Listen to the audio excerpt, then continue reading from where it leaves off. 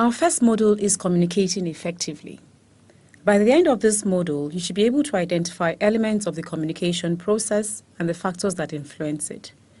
Identify forms of communication, describe channels of communication at work, show ability to give job instruction, display the ability to give and receive feedbacks, show ability to deliver effective presentations by using verbal and non-verbal language, show the ability to participate and conduct meetings effectively. This module is made up of 4 sessions. Session 1 is the nature of communication. Session 2 will be looking at job instructions and feedbacks. Session 3, delivery of effective presentations. And Session 4 will be on conducting effective meetings. Session 1, nature of communication. What is communication? Communication is a transfer of information between people which usually results in an action. It involves a sender and one or more receivers. A message which is transferred or shared between 2 or more people. It is a two-way process. The transfer of a message resulting in some kind of response. Let's look at the elements of the communication process. The elements are: 1, a sender. The sender is the person who sends information to one or more persons. The second element is the receiver. The receiver is one or more individuals receiving the information sent by a sender. The third element is the message. The message is the information sent from the sender to the receivers. The fourth element is encoding. Encoding is the form in which you send the information. The fifth element is decode. This is the way that a receiver interprets the information received from the sender. The sixth element is the feedback. The feedback is the way in which a receiver lets a sender know how the information is understood. The sender can also send a feedback back to the receiver if the receiver does not understand the message. Noise can also affect the encoding or decoding of a message. Noise can be emotion, it can be the setting, it can also be the context in which the message is sent. Several factors can influence the communication process. We're going to look at 3 major factors that influence the communication process. The first one is personal perception. And this is the way a person perceives or sees his environment through a personal viewpoint. Perception is influenced by your values, your upbringing, and your beliefs. The second is emotions. Now, emotions can influence both the sender and the receiver. A person having positive emotions tends to receive a message more actively than one having negative emotions. Another factor that influences the communication process is context, and this is a situation in which your message is being delivered. Now let's look at the forms of communication. There are 2 forms of communication. We have the verbal and non-verbal communication. Successful communication is not always the result of what you say. It is also a result of how you say it.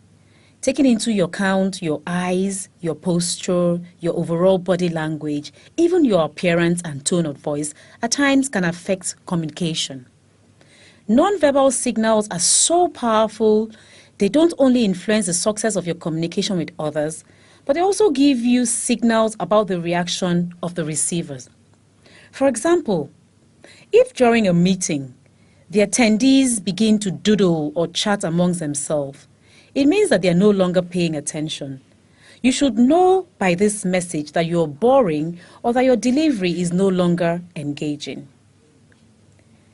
Non-verbal communication uses means that you do not require talking or writing. Body language, for example. This consists of several elements. When you talk about body language, you talk about eye contact, You talk about your postures and gestures. You talk about your voice. You talk about your facial expressions and body movement. Eye contact is very important in sending or receiving messages.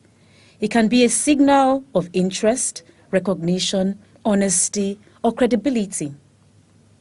For voice, every time we speak, our voice reveals our gender, age, geographic background, level of education, native birth, emotional state, and our relationship with the person spoken to. When we speak, we encode or decode important information about ourselves. When we listen to others, we also decode important information about them. The tone of your voice inspires boredom, liveliness, or enthusiasm. Your posture is also very important when communicating non-verbally. So be mindful of this because you can complement or contradict your message by your posture. Facial expressions, your body movements, all of this communicate as you speak. That brings us to the end of session 1. I need you to take a few minutes to think. Have you found yourself in a situation where you were trying to pass on a message and you were misunderstood? Think about the context. Think about how that message was sent. It could have been that your body language sent a different message while you were saying something else. Session 2, job instruction and feedback. What is job instruction? The job instruction is a step-by-step structured on-the-job training method in which a trainer prepares a trainee with an overview of the job, the purpose of the job, and the desired results from the job. The trainer demonstrates the task or the skill to the trainee. The trainer must allow the trainee mimic the demonstration on his or her own to show that he or she understands the task.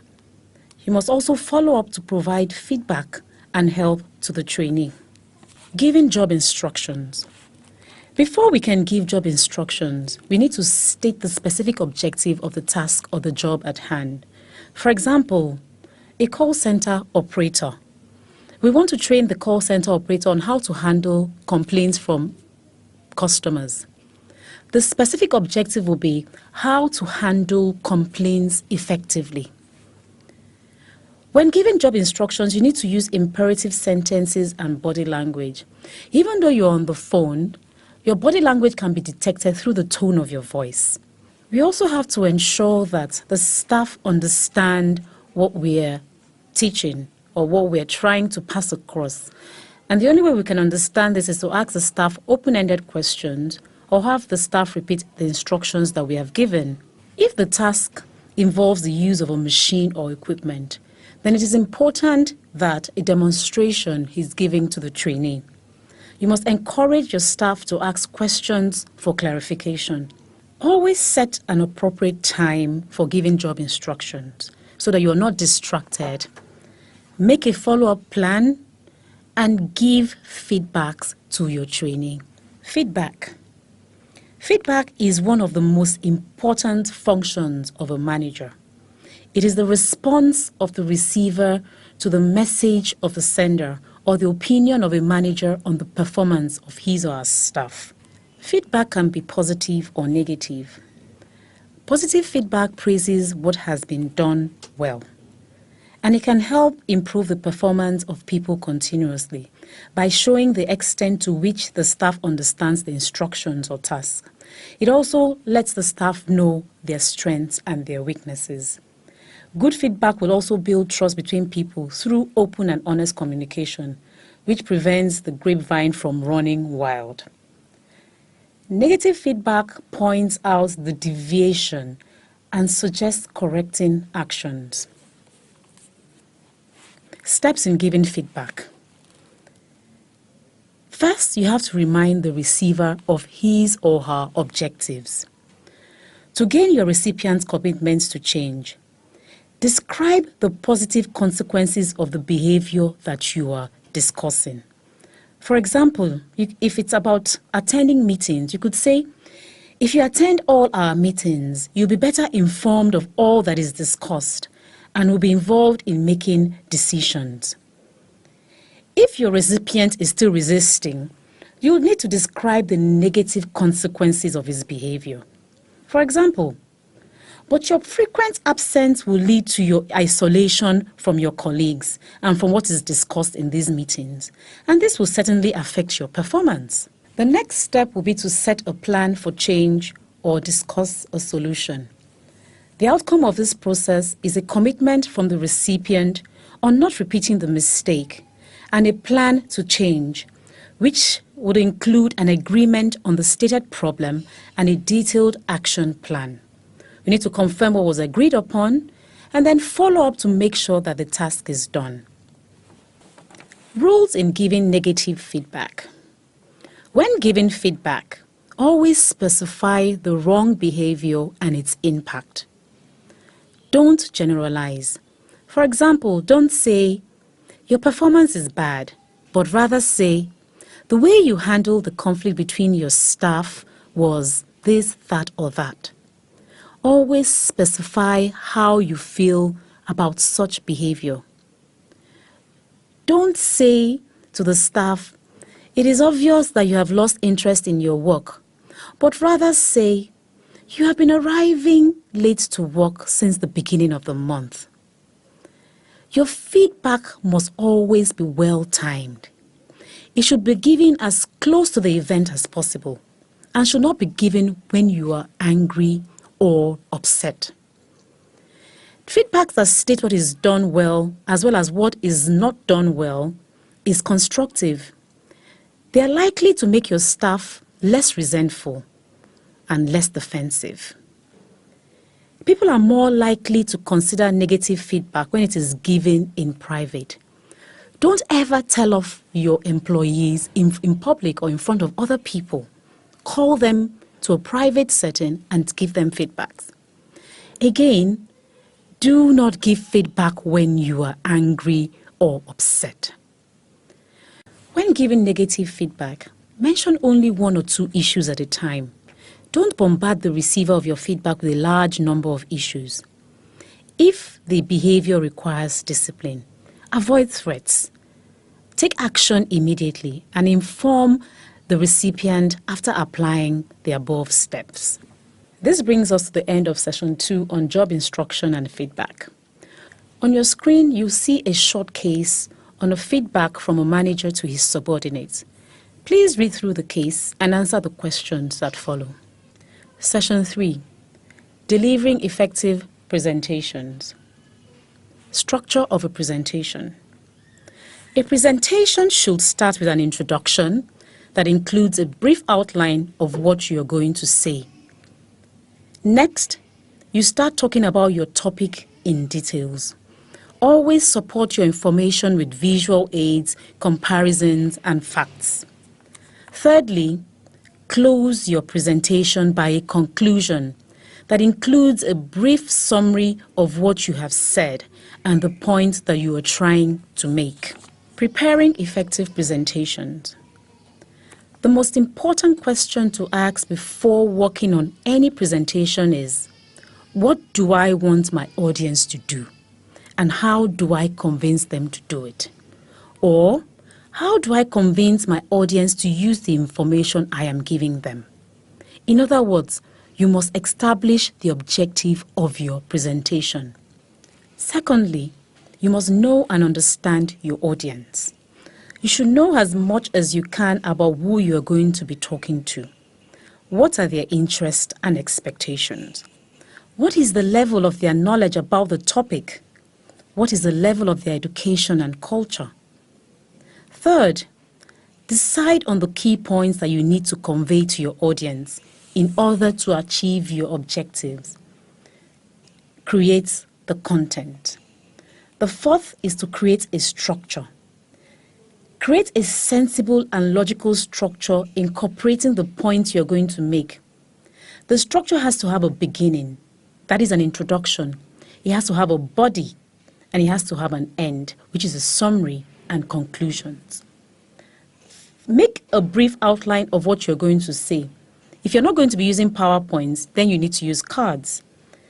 This will help to guide you so that you do not miss any points. Select the equipment that you would use to help you convey your message. Make sure you're conversant with the equipment. Apply the rules of successful communication when presenting. Make sure you use the right verbal and non-verbal skills. Watch for your body language. It is important to rehearse your presentation. Practice your presentation and make sure that you know how long each part will take. At the end of it all, seek your audience feedback and make sure you answer their questions. Rules of successful presentation. Use simple and brief sentences with simple, clear, and accurate words. Avoid complicated technical terms unless your audience are technical people. Avoid expressions or jargons that are known only to very specific type of people. Use positive expressions and avoid negative ones. Use proper non-verbal languages to emphasize your points, such as relaxed gestures or the right tone of voice. Don't play with a pen or a pointer or do things that will distract your audience. Eye contact is your primary tool for establishing audience rapport. Look at your audience in random rotating order. After the eyes comes your voice. The two most important aspects of voice for the public speaker are projection and variation. In a one-to-one conversation, you can see if the receiver missed part of your conversation. In front of an audience, you don't have this privilege. Therefore, be a little louder and slower in your speech. In normal conversations, your meaning is enhanced by your facial expressions. In a presentation, the audience would watch out for your face. If you are looking tired or distracted, then they will be tired and distracted too. If you are smiling, they'll be wondering why and listen to find out. When making a presentation, make sure your posture does not convey boredom. It should convey controlled enthusiasm about the topic. Always add stories, testimonials, comparisons, and demonstrations to keep your audience interested. Everyone loves a good story. This brings us to the end of session 3 on delivering effective presentations. But before we move on to the next session, I need you to pause and think. Think of a seminar or training that you went to where you were engaged in the speaker's presentation. What was it that the speaker did that kept you engaged? Think about it and note it down. On the other hand, think about a training or seminar you went to and where you were completely bored and distracted. What was it that the speaker did wrong that made you bored and distracted in his class? Note it down. It is important to note that great presenters are not born. They are trained.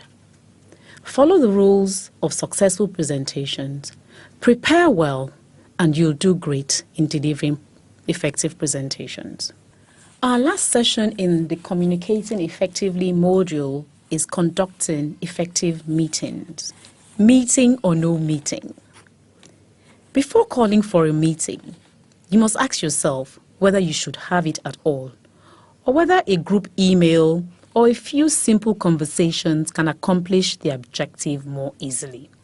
Call for a meeting if you need to solve a conflict, if you need to obtain a group decision, if you need to define or solve a problem, if you need to obtain or give information about important or sensitive issues, if you need to get support for a project or an idea, if you need to get new ideas or find new ideas, if you need to inform your employees or your subordinates about work progress, if you need to introduce a new product or a system. Don't call for a meeting if there is no specific objective, if there's no need for a group decision. If there's a better way to achieve the same results, then there's no need to call a meeting. If there's no benefit from having the meeting, please don't call a meeting. If an important person is going to be absent from the meeting, then there won't be any need to hold that meeting. If the cost of holding the meeting is higher than the benefit you'll gain from the meeting, then please don't call the meeting. What is an effective meeting? An effective meeting is a meeting where you are well prepared. As previously said, before calling for a meeting, you must ask yourself whether you should have it at all. If you decide you must have a meeting, then you must plan for it carefully. This is perhaps your most important role as a meeting organizer. Planning for a meeting means you must decide what you want the meeting to achieve and how it will do it. This indicates the purpose of the meeting, which will help you decide on whose presence will help you achieve it. A meeting that is scheduled to take place during the periods of holidays, annual leaves, important events such as conferences or football matches is not well timed. Your meetings need to be held at the best times. If the meeting is to take place in a location that is away from the company's offices, the organizer should prepare the means of transportation for the participants. You must prepare an agenda that would list all the topics to be covered, as well as a time allotted for each topic. It should also list the starting and stopping times of the meeting, the location of the meeting, all participants and what is expected of them. For example, if they must bring data or reports to the meeting, then they need to know. An organizer may involve the participants in the planning of the meeting to ensure that they are interested in it. An effective meeting is well prepared, it's well organized, and is well conducted. Roles of attendees. Everybody needs to know what their roles and expectations are when they are attending a meeting. A meeting usually has someone chairing it. You must have someone who takes the minutes, and then the participants. The chairperson is a person who controls and directs the meetings to ensure the achievement of his objectives. He or she will do the following: ensure that the meeting takes place according to plan, keeps the discussion on target and ensures that all the items on their agenda are covered, give opportunity to participants with useful ideas to contribute, anticipate disagreements or conflicts during the meetings, use the necessary skills to solve problems and make decisions effectively. The minute taker records ideas, decisions, or actions passed during the meeting. He or she needs to do the following: write names of the present attendees, write what goes on honestly and accurately without including his or her own ideas or feelings, write the names of those who are assigned tasks and deadlines, if any, send copies of the minutes to all participants as soon as possible. Participants generally must come prepared. They must come listening attentively, and they must also come to contribute ideas. This brings us to the end of this session, Conducting Effective Meetings. On your screen, you'll see a case study, Choice Furniture Company. Please read this case and answer the questions below it. We have come to the end of the module, Communicating Effectively. At the beginning of this module, we had said that you would learn how to identify elements of the communication process and the factors that influence it. You'd learn how to identify forms of communication, describe channels of communication at work, show ability to give job instructions, display the ability to give and receive feedbacks, show the ability to deliver effective presentations by using verbal and non-verbal language, show the ability to participate and conduct meetings effectively. We hope we've been able to deliver on these objectives, and we advise you that you put everything that you've learned in this module into practice in your day-to-day work life. Thank you.